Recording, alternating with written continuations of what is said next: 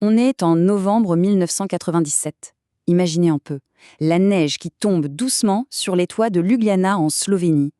C'est dans ce décor que commence notre histoire, celle de Veronika. Une jeune femme qui, de l'extérieur, semble avoir absolument tout pour être heureuse. Et voilà, tout le paradoxe du livre est là, dans cette phrase. Ce n'est pas la tristesse qui la pousse à vouloir en finir, mais bien ce vide. Le vide d'une vie où plus rien ne surprend.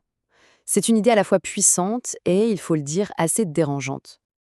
Alors, plongeons ensemble dans ce qui ressemble à une existence de rêve, mais qui en réalité cache une décision glaciale. Veronika a 24 ans. Et sur le papier, elle coche toutes les cases. Un bon boulot dans une bibliothèque, un petit appart sympa, des parents qui l'aiment. Le problème, c'est que cette perfection est lisse, trop lisse, sans aucune aspérité. C'est comme une longue ligne droite qui mène, finalement, à un vide immense. C'est fascinant de voir à quel point la routine peut devenir une cage. Chaque jour est la copie conforme du précédent. Une vie vécue comme en sourdine. Elle regarde les autres vivre, aimer, détester, comme si elle assistait à une pièce de théâtre dans une langue étrangère. Elle se sent complètement déconnectée. Sa vie, c'est une salle d'attente, où elle n'attend rien ni personne.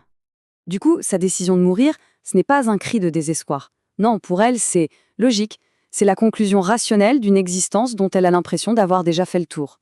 Alors, très calmement, dans sa chambre bien rangée, elle avale une surdose de somnifères. Elle cherche enfin à ressentir quelque chose de différent. Sauf que son plan ne se déroule pas comme prévu. Et c'est là que tout bascule. Elle est projetée dans une réalité bien plus terrifiante finalement que la mort qu'elle avait choisie. Imaginez le choc. Elle ouvre les yeux, mais elle n'est pas dans l'au-delà. Elle est à Villette, l'asile psychiatrique le plus redouté du pays. L'ironie est terrible. Elle, qui a passé sa vie à essayer d'être normale, se retrouve au milieu de ceux que la société qualifie de fous. C'est là qu'elle fait la connexion du docteur Igor, et il lui annonce, froidement, que sa tentative de suicide a laissé des traces, de graves séquelles. Son cœur est très abîmé. Le docteur la regarde, il la laisse encaisser l'information, avant de lui asséner le coup de grâce. Ce chiffre, c'est tout ce qui lui reste. 7 jours, une semaine, à tout casser. La mort qu'elle avait choisie, eh bien maintenant, elle lui est imposée. Elle a perdu le contrôle. Sa décision lui a été volée et remplacée par une condamnation. Et c'est là que tout le paradoxe de l'histoire prend forme. C'est ici, entre les murs de Villette, qu'elle va, pour la toute première fois, commencer à vivre.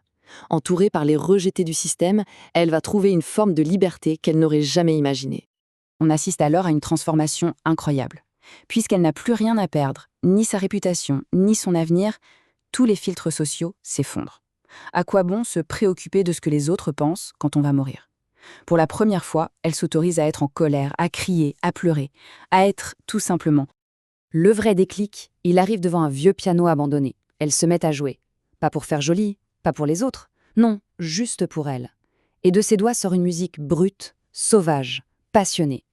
Toute la rage et le désir de vivre qu'elle ne soupçonnait même pas se libèrent. Et cette musique, elle touche quelqu'un. Édouard, un jeune schizophrène catatonique qui, pour la première fois, lève la tête. Le piano, ce n'est que le début. Après les émotions, elle redécouvre son propre corps, son désir, sa sensualité. Et puis, elle tisse un lien avec Édouard, cet homme qui s'était muré dans le silence pour fuir un monde qui voulait le forcer à être quelqu'un d'autre. Et là, c'est la grande révélation pour Veronika. Elle comprend que les patients de Villebronnier ne sont pas fous. Ils ont juste refusé de rentrer dans le moule, de renoncer à ce qu'ils sont au fond d'eux. La vraie folie, en fait, c'était sa vie d'avant. Cette vie parfaite, mais qui n'était pas la sienne. Alors que le compte à rebours continue, quelque chose d'absolument inattendu arrive. Elle tombe amoureuse. Elle trouve enfin une raison de vivre, précisément au moment où elle est censée mourir. L'amour qui naît entre Veronika et Édouard est d'une pureté incroyable. Pourquoi ? Parce qu'il n'a pas d'avenir, il n'existe que dans l'instant. Et avec cet amour, un désir féroce, presque insupportable, émerge, celui de vivre juste un jour de plus, une heure de plus. Elle qui appelait la mort de ses vœux, la supplie maintenant de l'oublier. Et c'est là qu'on découvre le pot rose. Le docteur Igor n'est pas qu'un simple médecin, c'est un chercheur et il mène une expérience. Sa thèse, c'est la suivante. Peut-on guérir l'apathie, cette mort de l'âme, en injectant à quelqu'un la conscience de sa propre fin ?